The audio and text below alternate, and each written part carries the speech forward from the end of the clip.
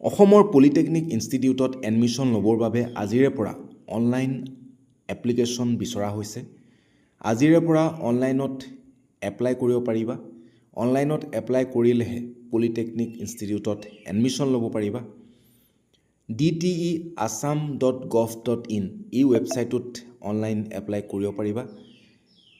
কেনেদৰে এপ্লাই কৰিব লাগিব, অসমত কিমানখন পলিটেকনিক ইনষ্টিটিউট আছে, ক'ত কি কি পঢ়াৰ সুবিধা আছে, সকলোখিনি আজিৰ এই ভিডিঅ'টোত আলোচনা কৰা হ'ব। 19 মে অৰ্থাৎ আজিৰে পৰা অনলাইন এপ্লাই কৰাৰ লিংক খুলি দিয়া হৈছে। 7 জুনলৈকে অনলাইন এপ্লাই কৰিব পাৰিবা।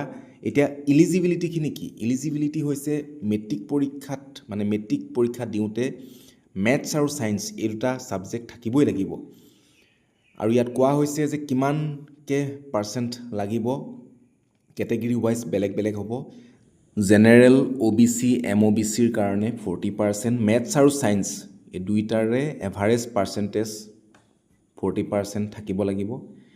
SCৰ কাৰণে 35%, STৰ কাৰণে 33%।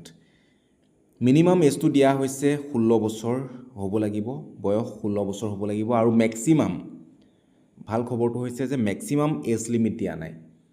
যিকোনো বয়সৰ ল'ৰা ছোৱালীয়ে পলিটেকনিক যদি পঢ়িম বুলি ভাবিছে পঢ়িব পাৰিব, যদিহে তেওঁ মেট্ৰিক পৰীক্ষা দিওঁতে মেথছ আৰু ছায়েন্স এই দুটা ছাবজেক্ট আছিল, তেতিয়াহ'লে তেওঁ পলিটেকনিকত এডমিশ্যন ল'বৰ কাৰণে এপ্লাই কৰিব পাৰিব, অনলাইন এপ্লাই কৰিব পাৰিব।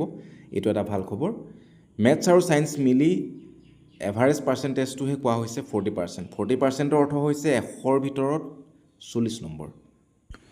মেথছ আৰু ছায়েন্স এই দুটা ছাবজেক্টত যিহেতু প্ৰেক্টিকেল মাৰ্কছ থাকে, থিয়ৰী আৰু প্ৰেক্টিকেল দুয়োটাতে পাছ কৰিব লাগিব, সেই কথাটো ইয়াত কোৱা হৈছে। যদি থিয়ৰীত পাছ কৰি প্ৰেক্টিকেলত ফেইল কৰা হৈছে তেতিয়াহ'লে কিন্তু এডমিশ্যন ল'ব পৰা নাযাব, এডমিশ্যন দিয়া নহ'ব। পলিটেকনিক এডমিশ্যনৰ বাবে অনলাইন এপ্লাই কৰোঁতে 300 ৰুপিজ পে' কৰিব লাগিব। এপ্লিকেশ্যন ফি হৈছে 300 ৰুপিজ, লগতে বেংক চাৰ্জ তাত ইনক্লুড হ'ব। 300তকৈ অলপ বাঢ়িব।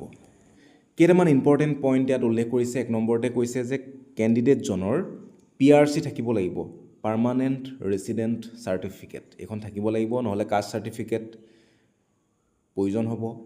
ফৰ OBC, MOBC কাৰণে নন ক্ৰিমি লেয়াৰ চাৰ্টিফিকেট, আৰু যিসকল EWSত পৰে তেওঁলোকৰ EWS চাৰ্টিফিকেট লাগিব। DTEৰ যি অফিচিয়েল ৱেবছাইট তাত প্ৰকাশ পোৱা মতে বৰ্তমান অসমত 26খন ষ্টেট গভৰ্ণমেণ্ট পলিটেকনিক আছে। সেই 26খন পলিটেকনিক কি কি, ইয়াত গোটেইখিনি নাম, এই গোটেইকেইখন পলিটেকনিকৰ নাম এই ভিডিঅ'ত তোমালোকে দেখিবলৈ পাবা। 1 নম্বৰতে আছাম ইঞ্জিনিয়াৰিং ইনষ্টিটিউট, গুৱাহাটীত 3খন আছে। Padmashri Chandraprabha Saikiani girls polytechnic, Assam textile institute এই 3খন আছে গুৱাহাটীত। নগাঁৱত আছে নগাঁও পলিটেকনিক, যোৰহাটত আছে প্ৰিন্স ৱেলছ পলিটেকনিক, ডিব্ৰুগড়ত আছে ডিব্ৰুগড় পলিটেকনিক, শিলচৰত আছে Silchar polytechnic, Bongaigaon polytechnic, residential girls polytechnic গোলাঘাটত আছে, ডিফুত আছে ডিফু পলিটেকনিক, বাক্সাত আছে বাক্সা পলিটেকনিক, বৰপেটাত আছে বৰপেটা পলিটেকনিক, তাৰপিছত Dhemaji polytechnic, Karimganj polytechnic, Lakhimpur polytechnic, Golaghat polytechnic, Goalpara polytechnic, Nalbari polytechnic, Kamrup polytechnic, Sivasagar polytechnic, Sonitpur polytechnic, Morigaon polytechnic, Udalguri, Tinsukia, Chirang, Hailakandi polytechnic. এইকেইখন হৈছে অসমত থকা 26খন বৰ্তমান য'ত তোমালোকে এডমিশ্যন ল'ব পাৰিবা। সেই 26খন পলিটেকনিক কি কি বিষয়ত তোমালোকে, কি কি টপিকৰ ওপৰত তোমালোকে ইঞ্জিনিয়াৰিং কৰিব পাৰিবা তাৰ লিষ্টটো ইয়াত দিয়া হৈছে। সেই লিষ্টখন চাই লোৱা। অসমৰ পলিটেকনিকসমূহত তোমালোকে কৰিব পাৰিবা civil engineering, mechanical engineering, electrical, computer, instrumentation technology, chemical engineering, textile technology, agricultural engineering, architectural assistantship, textile design, electronics and telecommunication engineering. এনেদৰে টোটেল 21টা টপিক আছে।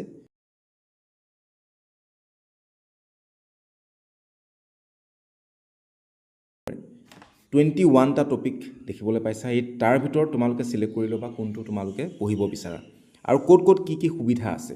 সকলো পলিটেকনিক ইনষ্টিটিউটত কিন্তু সকলোবিলাক বিষয় অন্তৰ্ভুক্ত নহয় গুৱাহাটী ইঞ্জিনিয়াৰিঙত তোমালোকে সকলোখিনি 21টা যি টপিক আছে 21টাই তোমালোকে তাত পঢ়িবলৈ নোপোৱা গতিকে ইনষ্টিটিউট লৈ পেলাই বেলেগ বেলেগ ইনষ্টিটিউটত বেলেগ বেলেগ ছাবজেক্টসমূহ সোমাই আছে গতিকে তোমালোকে ইয়াত দেখিবলৈ পাইছা ক'ত ক'ত কি পঢ়াৰ সুবিধা আছে আৰু কিমানকৈ ছিট কেপাচিটি আছে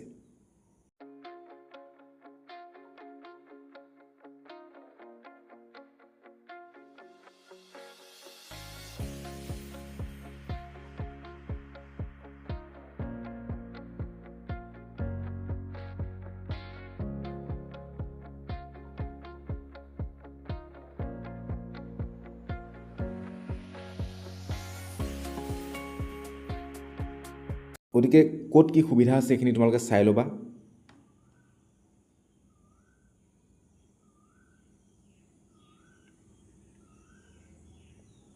এতিয়া চোৱা ইম্পৰ্টেণ্ট ডেটখিনি অনলাইন ৰেজিষ্ট্ৰেশ্যন ষ্টাৰ্ট হৈছে আজিৰে পৰা 19 মে'ৰ পৰা অনলাইন ৰেজিষ্ট্ৰেশ্যন ক্ল'জ হ'ব 7 জুনত 19 মে'ৰ পৰা 7 জুনলৈকে তোমালোকে অনলাইন এপ্লাই কৰিব পাৰিবা date of counselling and admission সেইটো পিছত ন'টিফাই কৰা হ'ব এতিয়ালৈকে কেতিয়া এডমিশ্যন বা কাউন্সেলিং কৰা হ'ব সেই সম্পৰ্কে একো ডেট দিয়া নাই আৰু ইম্পৰ্টেণ্ট ৱেবছাইট দুটা তোমালোকে মনত ৰাখিবা dt.assam.gov.in আৰু এটা হৈছে scteassam.com এই দুটা হৈছে ইম্পৰ্টেণ্ট ৱেবছাইট এই ৱেবছাইট দুটাতে তোমালোকে ডিটেইলছ ইনফৰমেশ্যনখিনি পাবা